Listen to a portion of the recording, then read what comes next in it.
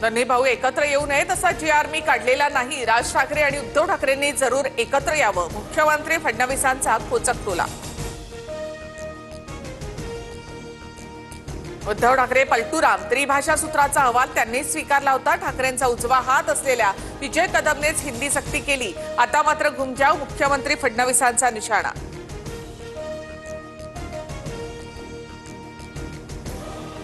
5 जुलैला ठाकरे बंधूंचा विजयी मेळावा. विजयोत्सवासाठी शिवाजी पार्कच्या जागेची चाचपणी.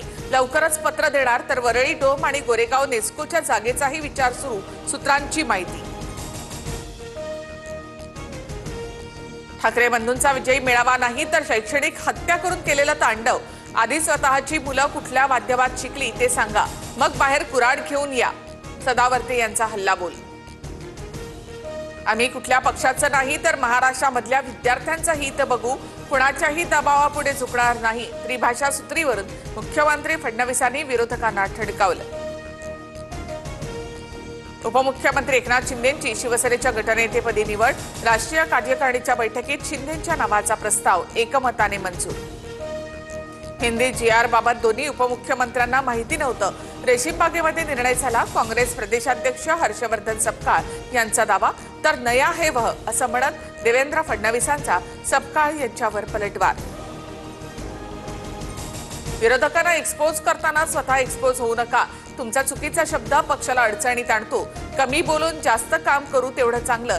शिवसेनेच्या बैठकीमध्ये शिंदेंच्या कानपिचक्या. स्थानिक स्वराज्य निवडणूक स्वबळावर लढण्यासाठी काँग्रेसची चाचपणी. महाविकास आघाडी म्हणून लढलो तर तोटा होऊ शकतो. पदाधिकाऱ्यांचं मत. तर 7 तारखेच्या बैठकीत निर्णय होणार. चेन्नीथला यांची माहिती. तेलंगणामधील आमदार टी राजा यांचा भाजप सदस्यत्वाचा राजीनामा. प्रदेशाध्यक्षपदावरील नाराजीमधून पक्षाला सोडचिठ्ठी. राजीनामा स्वीकारल्यास टी राजा यांची आमदारकी सुद्धा जाणार. भाजपा प्रदेशाध्यक्ष पदासाठी रवींद्र चव्हाणांकडून अर्ज दाखल. फडणवीसांसह बावनकुळेंच्या उपस्थितीमध्ये चव्हाणांचा अर्ज. ठाकरेंच्या पक्षामध्ये बदललेल्या कार्यपद्धतीमुळे भास्कर जाधव अस्वस्थ. प्रवीण दरेकर यांचं वक्तव्य. तर नाराजीच्या प्रश्नावर भास्कर जाधवांनी उत्तर देणं टाळलं. बीडमधील विद्यार्थिनीच्या विनयभंग प्रकरणी आरोपींवर कडक कारवाई करा. पंकजा मुंडेंच्या पोलीस अधीक्षकांना सूचना. बीडमधील विद्यार्थिनीच्या विनयभंगाप्रकरणी मुख्यमंत्र्यांकडे एसआयटी नेमण्याची मागणी. संदीप क्षीरसागर आणि आरोपीचे सीडीआर काढा.